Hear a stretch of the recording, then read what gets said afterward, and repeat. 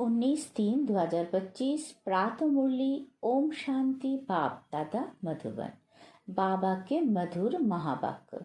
मीठे बच्चे, तुम्हें इस पुरानी दुनिया, पुराने शरीर से जीते जी मरकर घर जाना है। इसलिए देह अभिमान छोड़ देही अभिमानी बनो। प्रश्न, अच्छे अच्छे पुरुषार्थी बच्चों की निशानी क्या होगी? उत्तर, जो अच्छे पुरुषार्थी है वो सवेरे सवेरे उठकर देही अभिमानी रहने की प्रैक्टिस करेंगे। वो एक बाप को याद करने का पुरुषार्थ करेंगे। उन्हें लक्ष्य रहता कि और कोई देहधारी याद न आए, निरंतर बाप और 84 के चक्र की याद रहे। ये भी अहो सौभाग्य कहेंगे। ओम शांति। अभी तुम बच्चे जीते जी मरे हुए हो। कैसे मरे हो? देह के अभिमान को छोड़ दिया तो बाकी रही आत्मा। शरीर तो खत्म हो जाता है, आत्मा नहीं मरती।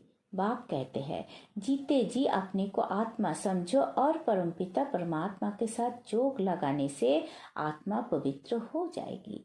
जब तक आत्मा बिल्कुल पवित्र नहीं बनी है तब तक पवित्र शरीर मिल ना सके। आत्मा पवित्र बन गई तो फिर ये पुराना शरीर आप ही छूट जाएगी। जैसे सर्पों की खल ऑटोमेटिकली छूट जाती है, उनसे ममत्व मिट जाता है। वो जानता है हमको नई खल मिलती है, पुरानी उतर जाएगी। हर एक को अपनी अपनी बुद्धि तो होती है ना। अभी तुम बच्चे समझते हो हम जीते जी इस पुरानी दुनिया से, पुराने शरीर से मर चुके हैं। फिर तुम आत्माएं भी शरीर छोड़ कहाँ जाएंगे? अपने घर। पहले तो ये पक्का याद करना है, हम आत्मा है, शरीर नहीं। आत्मा कहती है, बाबा हम आपके हो चुके, जीते जी मर चुके हैं। अब आत्मा को फरमान मिला हुआ है कि मुझ बाप को याद करो तो तुम तमो प्रधान से सतो प्रधान बन जाएंगे। ये याद का अभ्यास पक्का चाहिए। आत्मा कहती है, बाबा आप आए हैं तो हम आपके ही बनेंगे। आत्मा मेल है ना कि फीमेल। हमेशा कहते हैं हम भाई भाई है, ऐसे थोड़ी ही कहते। हम सब सिस्टर्स है, सब बच्चे हैं। सब बच्चों को वर्षा मिलता है। अगर आपने को बच्ची कहेंगे तो वर्षा कैसे मिलेगी? आत्माएं सब भाई भाई है। बाप सबको कहते हैं, रूहानी बच्चों मुझे याद करो। आत्मा कितनी छोटी है, ये है बहुत महीन समझने की बातें। बच्चों को याद ठहरती नहीं है। सन्यासी लोग दृष्टांत देते हैं, मैं भैंस हूँ ऐसे कहने से फिर भैंस बन जाते हैं। अब वास्तव में भैंस कोई बनते थोड़ी है। बाप तो कहते हैं अपने को आत्मा समझो। ये आत्मा और परमात्मा का ज्ञान तो कोई को है ही नहीं, इसलिए ऐसे ऐसे बातें कह देते हैं। अब तुमको देही अभिमानी बनना है। हम आत्मा है, ये पुराना शरीर छोड़ हमको जाए नया लेना है। मनुष्य मुख से कहते भी है कि आत्मा स्टार है, भ्रुकुटी के बीच में रहती है, फिर कह देते अंगूठे मिसल है। अब सितारा कहा, अंगूठा कहा, और फिर मिट्टी के सालिग्राम ब्रेड बनाते हैं। इतनी बड़ी आत्मा तो हो नहीं सकती। मनुष्य देह अभिमानी है ना, तो बनाते भी मोटे रूप में है। ये तो बड़ी सूक्ष्म महीनता की बातें है। भक्ति भी मनुष्य एकांत में कोटि में बैठ करते हैं। तुमको तो गृहस्थ व्यवहार में, धंधे आदि में रहते हुए बुद्धि में ये पक्का करना है हम आत्मा है। बाप कहते हैं, मैं तुम्हारा बाप भी इतनी छोटी बिंदु हूँ। ऐसे नहीं कि मैं बड़ा हूँ, मेरे में सारा ज्ञान है। आत्मा और परमात्मा दोनों एक जैसा ही है, सिर्फ उनको सुप्रीम कहा जाता है। ये ड्रामा में नूद है। बाप कहते हैं, मैं तो अमर हूँ। मैं अमर ना होता तो तुमको पावन कैसे बनाऊं, तुमको स्वीट चिल्ड्रन कैसे कहूँ? आत्मा ही सब कुछ करती है। बाप आकर देही अभिमानी बनाते हैं, इसमें ही मेहनत है। बाप कहते हैं, मुझे याद करो और कोई को याद ना करो। जोगी तो दुनिया में बहुत है। कन्या की सगाई होती है तो फिर पति के साथ जोग लग जाता है ना। पहले थोड़ी ही था, पति को देखा फिर उनकी याद में रहती है। अब बाप कहते हैं, माँ में काम याद करो। ये बहुत अच्छी प्रैक्टिस चाहिए। जो अच्छे अच्छे पुरुषार्थी बच्चे हैं वो सवेरे सवेरे उठकर देही अभिमानी रहने की प्रैक्टिस करेंगे। भक्ति भी सवेरे रहते हैं ना, अपने अपने इस देव को याद करते हैं। हनुमान की भी कितनी पूजा करते हैं लेकिन जानते कुछ भी नहीं। बाप आकर समझाते हैं तुम्हारी बुद्धि बंदर मिसल हो गई है, अब फिर तुम देवता बनते हो। अब ये है पतित तमो प्रधान दुनिया, अभी तुम आए हो बेहद के बाप पास। मैं तो पुनर्जन्म रहित हूँ, ये शरीर इस दादा का है, मेरा कोई शरीर का नाम नहीं, मेरा नाम ही है कल्याणकारी शिव। तुम बच्चे जानते हो शिव बाबा कल्याणकारी आकर नर्क को स्वर्ग बनाते हैं। कितना कल्याण करते हैं, नर्क का एकदम विनाश करा देते हैं। प्रजापिता ब्रह्मा द्वारा अभी स्थापना हो रही है। ये है प्रजापिता ब्रह्मा मुख वंशावली। चलते फिरते एक दो को सावधान करना है, मन मना भव। बाप कहते हैं मुझे याद करो तो विकर्म विनाश होंगे। पतित पावन तो बाप है ना, उन्होंने भूल से भगवानोवाच के बदले श्री कृष्ण भगवानोवाच लिख दिया है। भगवान तो निराकार है, उनको परमपिता परमात्मा कहा जाता है। उनका नाम है शिव। शिव की पूजा भी बहुत होती है, शिव काशी कहते रहते हैं। भक्ति मार्ग में अनेक प्रकार के नाम रख दिए हैं, कमाई के लिए अनेक मंदिर बनाए हैं, असली नाम है शिव। फिर सोमनाथ रखा है, सोमनाथ सोमरस पिलाते हैं, ज्ञान धन देते हैं।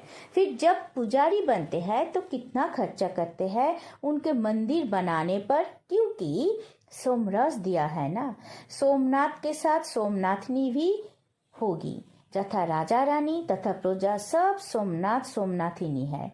तुम सोनी दुनिया में जाते हो, वह सोने की ईंट होती है, नहीं तो दीवारें आदि कैसे बने। बहुत सोना होता है, इसलिए उसको सोने की दुनिया कहा जाता है। ये है लोहे पत्थरों की दुनिया। स्वर्ग का नाम सुनकर ही मुंह पानी हो जाता है। विष्णु के दो रूप लक्ष्मी नारायण अलग अलग बनेंगे ना। तुम विष्णुपुरी के मालिक बनते हो, अभी तुम हो रावणपुरी में।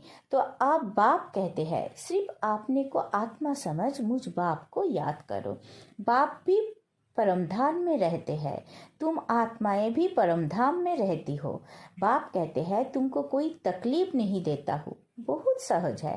बाकी ये रावण दुश्मन तुम्हारे सामने खड़ा है, ये विघ्न डालते हैं।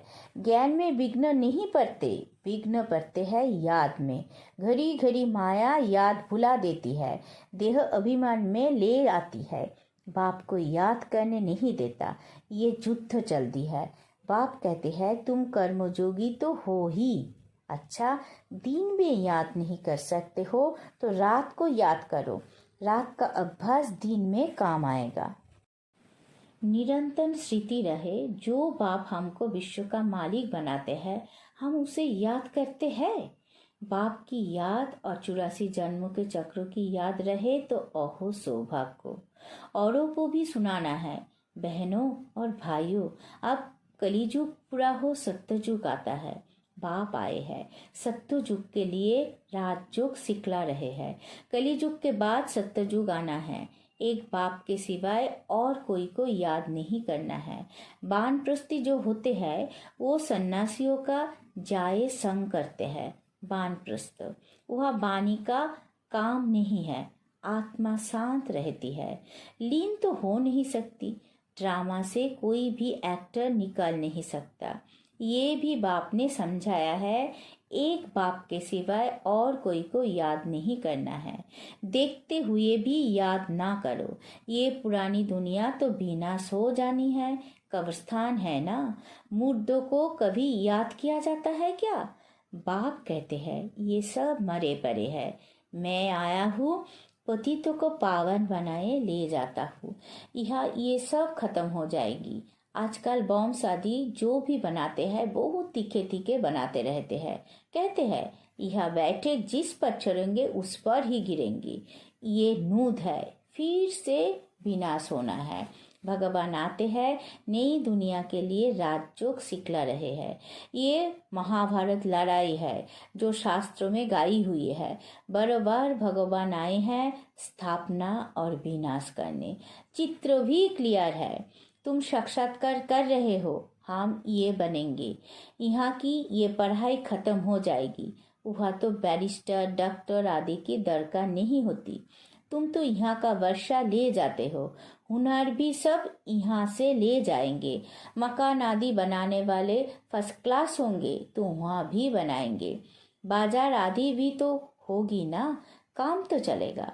यहाँ से सीखा हुआ अकल ले जाते हैं, साइंस से भी अच्छे हुनर सीखते हैं, वो सब वहाँ काम आएंगे। प्रोजा में जाएंगे। तुम बच्चों को तो प्रोजा में नहीं आना है, तुम आए ही हो बाबा मम्मा के तक नसीन बनने। बाप जो श्रीमत देते हैं उस पर चलना है। फर्स्ट क्लास श्रीमत तो एक ही देते हैं कि मुझे याद करो। कोई का भाग्य अनायास भी खुल जाता है, कोई कारण निमित्त बन पड़ता है। कुमारियों को भी बाबा कहते हैं शादी तो बर्बादी हो जाएगी, इस गटर में मत गिरो। क्या तुम बाप का नहीं मानेंगे? स्वर्गों की महारानी नहीं बनेंगी? अपने साथ पौंड करना चाहिए कि हम उस दुनिया में कभी नहीं जाएंगे, उस दुनिया को याद भी नहीं करेंगे। शमशान को कभी याद करते हैं क्या? यह तो तुम कहते हो कहाँ ये शरीर छूटे तो हम अपने स्वर्गों में जाए। अब 84 जन्म पूरे हुए, अब हम अपने घर जाते हैं। औरों को भी यही सुनाना है। ये भी समझते हो बाबा बिगड़ सत्ययुग की राजाई कोई दे नहीं सकते। इस रथ को भी कर्मभोग तो होता है ना। बाप दादा की भी आपस में कभी रू रिहान चलती है। ये बाबा कहते हैं बाबा आशीर्वाद कर दो, खांसी के लिए कोई दवाई करो या छू मंत्र से उड़ा दो। कहते हैं नहीं, ये तो भोगना ही है। ये तुम्हारा रथ लेता हूँ, उसके एवज में तो देता भी हूँ, बाकी ये तो तुम्हारा हिसाब किताब है। अंत तक कुछ ना कुछ होता रहेगा। तुम्हें आशीर्वाद करूँ तो सब पर करना पड़े। आज ये बच्ची यहाँ बैठी है, कल ट्रेन में एक्सीडेंट हो जाता है, मर पड़ती है। बाबा कहेंगे ड्रामा। ऐसे थोड़ी ही कह सकते हैं कि बाबा ने पहले क्यों नहीं बताया। ऐसा कायदा नहीं है। मैं तो आता हूँ पतित से पावन बनाने, ये बतलाने थोड़ी ही आ गया हूँ। ये हिसाब किताब तो तुमको अपना चुक्त करना है, इसमें आशीर्वाद की बात नहीं। इसके लिए जाओ सन्यासियों के पास। बाबा तो बात ही एक बताते हैं। मुझे बुलाया ही इसलिए है कि हमको आकर नर्क से स्वर्ग में ले जाओ। गाते भी है पतित पावन सीताराम, परंतु अर्थ उल्टा निकाल दिया है। फिर राम की बैठ महिमा करते रघुपति राघव राजा राम। बाप कहते हैं इस भक्ति मार्ग में तुमने कितने पैसे गवाए हैं। एक गीत भी है ना, क्या कौतुक देखा। देवियों की मूर्तियां बनाए पूजा कर फिर समुद्र में डुबो देते हैं। अब समझ में आता है कितने पैसे बर्बाद करते हैं। फिर भी ये होगा। सत्ययुग में तो ऐसा काम होता ही नहीं। सेकेंड बाय सेकेंड की नूत है। कल बाद फिर यही बात रिपीट होगी। ड्रामा को बड़ा अच्छी रीति समझना चाहिए। अच्छा, कोई जास्ती नहीं याद कर सकते हैं तो बाप कहते हैं सिर्फ अल्फ और बे, बाप और बादशाही को याद करो। अंदर में यही धुन लगा दो कि हम आत्मा कैसे 84 का चक्र लगाकर आए हैं। चित्र पर समझाओ, बहुत सहज है। ये है रूहानी बच्चों से रू रिहान। बाप रू रिहान करते ही है बच्चों से, और कोई से तो कर ना सके। बाप कहते हैं अपने को आत्मा समझो, आत्मा ही सब कुछ करती है। बाप याद दिलाते हैं तुमने 84 जन्म लिए हैं, मनुष्य ही बने हैं। जैसे बाप ऑर्डिनेंस निकालते हैं कि बीकार में नहीं जाना है, ऐसे ये भी ऑर्डिनेंस निकालते हैं कि किसी को रोना नहीं है। सत्ययुग त्रेता में कभी कोई रोते नहीं, छोटे बच्चे भी नहीं रोते। रोने का हुक्म नहीं, वो है ही हर्षित रहने की दुनिया। उसकी प्रैक्टिस सारी यहाँ करनी है। अच्छा, मीठे मीठे सिकी लधे बच्चों प्रति माता पिता बाप दादा का याद प्यार और गुड मॉर्निंग।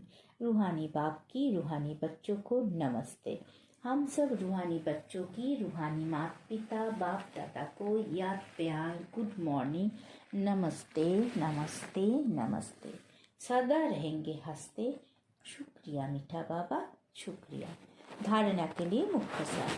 पहला पॉइंट, बाप से आशीर्वाद मांगने के बजाय याद की यात्रा से अपना सब हिसाब चुकता करना है। पावन बनने का पुरुषार्थ करना है। इस ड्रामा को यथार्थ रीति समझना है। दूसरा, इस पुरानी दुनिया को देखते हुए भी याद नहीं करना है। कर्मयोगी बनना है। सदा हर्षित रहने का अभ्यास करना है। कभी भी रोना नहीं है। वरदान, प्रवृत्ति में रहते मेरेपन का त्याग करने वाले सच्ची दृष्टि मायाजित भव। जैसे गंदगी में कीड़े पैदा होते हैं, वैसे ही जब मेरापन आता है तो माया का जन्म होता है। मायाजित बनने का सहज तरीका है स्वयं को सदा ट्रस्टी समझो। ब्रह्मा कुमार माना ट्रस्टी। ट्रस्टी की किसी में भी अटैचमेंट नहीं होती, क्योंकि उनमें मेरापन नहीं होता। गृहस्थी समझेंगे तो माया आएगी और ट्रस्टी समझेंगे तो माया भाग जाएगी। इसलिए नियारे होकर फिर प्रवृत्ति के कार्यों में आओ तो माया प्रूफ रहेंगे। स्लोगन, जहाँ अभिमान होता है वहाँ अपमान की फीलिंग जरूर आती है। अब बैक टू इशारे। सत्यता और सभ्यता रूपी कल्चर को अपनाओ। आपकी आंतरिक सच्चता, सत्यता उठने में, बैठने में, बोलने में, सेवा करने में लोगों को अनुभव हो, तब परमात्म प्रत्यक्षता के निमित्त बन सकेंगे। इसके लिए पवित्रता की क्षमा सदा जलती रहे, जरा भी हलचल में ना आए। जितना पवित्रता की क्षमा अचल होगी उतना सहज सभी बाप को पहचान सकेंगे। ओम शांति।